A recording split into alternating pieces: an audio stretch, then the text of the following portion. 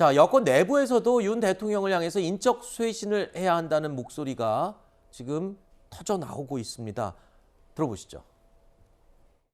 지금 우리 지금 20% 떨어진 건 그때랑 다른 게 뭐냐면 광우병 사태와 같은 외적 요인이 없는데도 우리가 자폭하고 있다는 거고 대통령이 제일 큰 문제가 있죠. 그러면 대통령께 이러면 안 된다라고 직언할 수 있는 게 대통령실이야 되고 지금 제일 중요한 건 대통령께서 본인을 돌이켜 봐야 되고요. 국정 운영을 도와주고 보필을 하고 조언을 했을 때 듣는 사람은 누굽니까? 대통령이 들어야 됩니다. 저는 대통령께서 스스로 돌이켜보는 휴가 기간이 되셔야 된다고 봅니다. 자, 지금 들으셨죠? 당 내에서 나오는 비판 목소리입니다.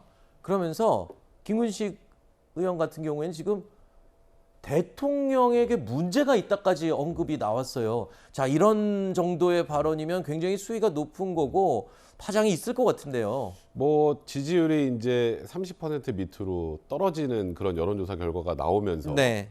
당 내부에서도 제대로 변하지 않으면 보수 전체가 괴멸될 수 있다는 그런 위기감을 가지고 있는 것 같고요. 네. 조금 전에 말씀하셨던 것처럼 예전에 이명박 대통령 시절에 외부 요인인 광우병 사태 때문에 지지율이 한번 곤두박질 친 적 있었잖아요. 네. 근데 이번에는 사실 외적 요인이 별로 없습니다. 제가 봐도. 외적 요인이 없는데 대통령 당선되고 지방선거 압승을 했음에도 불구하고 그 뒤로 가만히 있는데 지금 지지율이 무너지고 있는 거란 말이죠. 네. 그럼 지지율이 무너지고 있는 근본적인 이유가 있을 텐데 그 이유를 대통령이 정확하게 돌이켜보지 않는다면 네. 그럼 무슨 대책이든 의미가 없다라는 그런 어찌 보면 지적이라고 생각이 들고요. 네. 생각보다 김금식 의원처럼 생각하는 분들이 꽤 많을 것 같고 이런 목소리들 네. 자주 나오지 않을까 앞으로. 네. 그래서 저는 정말로 윤석열 대통령께서도 이번 휴가 기간에 지금 현재 상황에 대해서 정확하게 판단하고 네. 분석하고 많은 얘기를 좀 들어야 될 때가 아닌가 싶습니다. 네. 제가 아까 조금 전에 김근식 비전 전략실장, 전 국민의힘 비전 전략실장을 제가 의원이라고 잘못 호칭을 했습니다. 직함을 제가 수정을 하도록 하겠습니다. 자, 그리고 자, 지금 그랬어요. 그러니까 당 내에서 국민의힘 내부에 있는 사람이 하는 비판이 어떻게 보면 더 아플 수가 있거든요. 그런데 지금 대통령에게 문제가 있다라고 직접 언급까지 했어요. 사실 지지율이 아마 가장 큰 이 원인일 것 같아요. 20%까지 떨어진 데 대해서 비판의 목소리가 나오는데 특히 윤핵관을 향한 비판이 지금 목소리가 크거든요. 당내에서도. 네, 지금 여론조사 결과를 한번 봐보세요. 네. 당 지지율보다 대통령 지지율이 더 낮아요. 이게 왜 이런 현상이 발생했겠습니까? 결국은 윤석열 대통령으로부터 비롯된 위기다. 이렇게 근본적인 진단을 한다면 그렇게 진단할 수밖에 없는 거예요.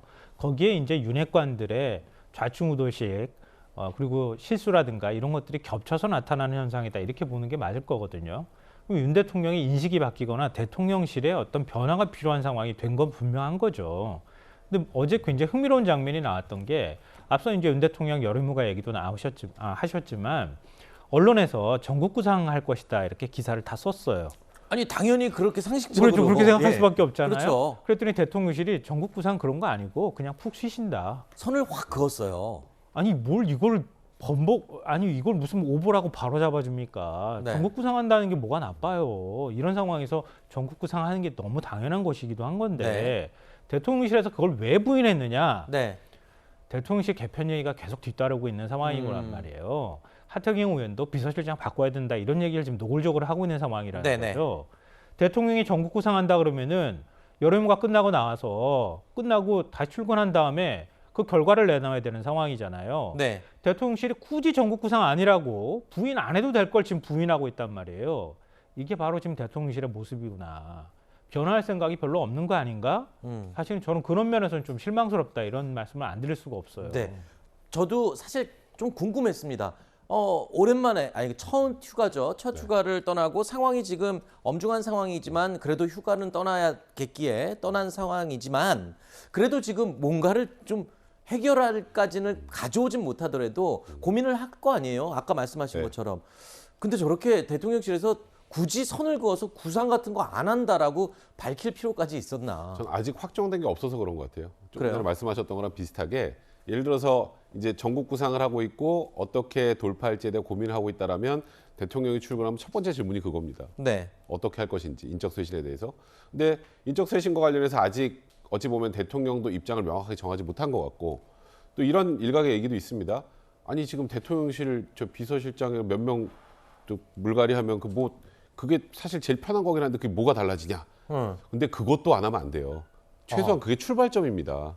근데 지금 그 부분에 대해서 망설이고 있기 때문에 아마도 대통령실에서는 윤석열 대통령이 전국 구상을 하고 있다라는 표현을 일단 정정하면서 지금 그냥 푹 쉬고 계신다라고 한 것 같은데, 저도 사실 조금 쓴소리를 하자면 지금 너무 지금 현재 상황을 낙관하고 있는 게 아닌가라는 그런 생각도 좀 듭니다. 사실 얼마 전에 그런 얘기가 돌았어요. 저도 전에 듣긴 했는데 지지율이 20%로 떨어지면 인적 쇄신 또는 물갈이가 대대적으로 올 수도 있다라는 얘기가 국민의힘 내부에서 돈다는 소문이 있었거든요. 근데 그거는 지지율이 30%대 머물 때였어요. 근데 진짜 20%대가 나오고 나니까 휴가하고 가고 또 인적 쇄신 얘기가 지금 구체적으로 나오고 있는 그런 상황인 거잖아요. 이전 정부 한번 비교해 보세요. 이전 정부 때도 만약에 대통령 지지율이 20%대까지 떨어졌다 그러면은 어떤 방식으로든 인적 쇄신이 뒤따를 수밖에 없었어요. 또 네. 그렇게 해왔고요. 그건 뭐냐면 꼭 인적 쇄신이 정답이라기보다는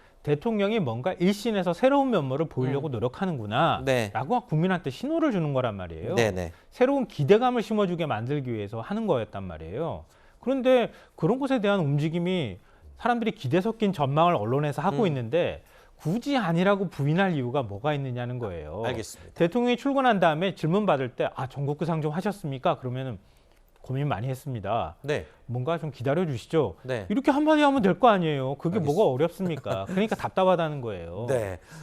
여권에서 본격적으로 윤 대통령을 향한 쓴소리가 이제 나오기 시작한 건데요. 그 가운데서도 눈에 띄는 사람이 한 사람 또 있습니다. 바로 원희룡 국토부 장관도 쓴소리를 던졌습니다. 지지도가 떨어지는 이유는 뭐라고 평가하십니까? 국민의 신뢰를 잃으면 어떤 말과 정책도 국민들에 의해서 진지하게 받아들일 수가 없기 때문에 대통령과 정부의 신뢰도는 시간이 걸리더라도 반드시 회복하기 위해서 모든 노력을 다해야 된다고 생각합니다. 자신을 장관으로 임명한 대통령을 향해서 대통령이 신뢰 회복을 위해서 좀 노력을 해야겠습니다라는 말을 한 겁니다. 자, 앞서 원희룡 장관 윤 대통령에게 조언을 아끼지 않겠다라는 뜻을 밝힌 적도 있었죠. 사실은 대통령한테 쓴소리 한다 그러면 원희룡 장관이 나서서 하셔야 되는 거 아니에요? 정치권에서 같이 가셨으니까. 문 닫아 걸고 하겠습니다. 자, 원희룡 장관이라고 하면 대선 당시부터 윤 대통령 선거 캠프에서요, 핵심 인물로 활약을 했습니다. 그러다가 인수기획위원장까지 지낸 사람이죠. 자, 이후에 국토부 장관까지 임명이 됐습니다. 그런데 아무리 그래도 자신을 장관으로 임명한, 그리고 지금 윤 대통령의 정부의 내각에 있는 장관이 대통령에게 신뢰 회복을 위해서 좀 노력하셔야겠습니다라고 얘기했습니다. 겉으로 보이는 모양새는 조금 어색하긴 합니다. 물론 아까 말씀하신 것처럼 들으신 것처럼 쓴소리를 하겠다라는 각오, 그거는 뭐 당연히 해야 될 일이기도 하잖아요. 그러니까 저는 이 정도가 쓴소리라고 하기에도 저는 좀 부족하다고 생각을 하는데요. 더 세게 얘기해도 된다는 거예요? 왜냐하면 이런 거예요. 네. 지금 현재 그러니까 지금 윤석열 대통령의 상황을 놓고 보면 네. 국면이 여소야대 국면이죠. 네. 국민의 신뢰를 등에 엄청나게 업어도 본인이 원하는 국정 동력을 확보하기가 쉽지 않습니다. 네. 국회 상황 때문에. 그런데 지금 지지율이 이렇게 떨어지고 있고 대통령이 국민에 대한 신뢰도가 자꾸 떨어지면 네. 본인이 하고자 하는 본인이 구상한 전국 구상을 아예 할 수가 없어요. 네. 야당이 소위 국민들의 그 여론에 밀려서 협조하게 만들어도 쉽지 않은 상황인데 네. 여론에 지금 국민들의 신뢰를 잃어가기 시작하면 그럼 지금 야당이 도와주겠습니까? 근데 그렇기 때문에 원희룡 장관 입장에서는 정말 국민들에 대한 신뢰도를 회복을 해야 윤석열 정부가 국민들에게 하고자 약속하고 국민들이 원하는 그런 정책들을 밀고 나갈 수가 있는데 네. 그런 걸 아예 못하는 상황이 될 수도 있다라는 우려인 거죠. 그래서 그런 취지로 국민들의 신뢰 회복이 반드시 필요하다고 한 건 뭐 쓴소리라기보다 너무 당연한 얘기인 것 같고 네. 그리고 이제 진짜 문 닫아놓고 쓴소리 하신다는데 어떤 얘기를 하실지 좀 기다려 봐야겠네요. 네, 이런 것도 중요한 것 같아요. 문 닫아 걸고 쓴소리를 하겠다라고 말은 했지만 정작 중요한 건 쓴소리를 한 다음에 들은 사람이 그걸 받아들여야겠죠. 뭐 그게 너무나- 제일 중요하죠. 그럼요. 그건 너무나 당연한 얘기인데요. 저는 원희룡 장관을 조금 감싸주고 싶은데요.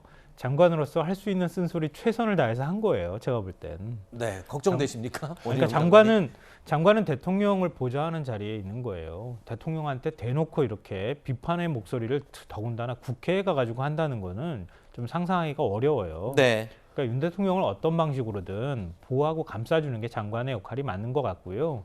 그러니까 뭐 문 닫아 걸고 할지는 모르겠으나 국회가 가지고 할 수 있는 최선의 말을 한 것이다 이렇게 보이고요. 근데 좀 문제라고 생각하는 거는 김대기 비서실장이 제일 중요해요. 제가 볼 때는. 네. 그러니까 과거 정부에서도 대통령 최측근들을 가급적인 비서실장을 시켰던 거예요. 네. 제일 격이 없이 대통령한테 아주 그렇게 하시면 안 됩니다. 이렇게 네. 얘기를 할 수 있는 자리거든요. 네. 근데 김대기 비서실장은 기재부 공무원 출신이에요. 윤 대통령하고 그 이전부터 굉장히 친분이 깊고 최측근이라고 불릴 만한 인사가 못 되는 거예요. 그만큼 비서실을 운영하는 데 있어서 장악력도 좀 떨어질 수 있고요. 상징성도 떨어져요. 네. 그러니까 윤 대통령한테 쓴소리를 잘 못하는 거 아닌가라고 하는 생각이 좀 든다는 거예요. 그럼 결국은 한동훈 법무부 장관이 해야 되는데 과연 하고 있나? 네. 그런 부분에서 좀 뭐 알겠습니다. 갸웃거릴 수밖에 없을 것 같아요. 알겠습니다. 자, 과연 휴가가 끝난 다음에 어떤 좀 희망적인 메시지가 전해질지 굉장히 궁금하네요. 일단 뭐 휴가는 잘 푹 쉬고 그야말로 산책도 하고 영화도 보고 잘 마치고 돌아오길 바라겠습니다.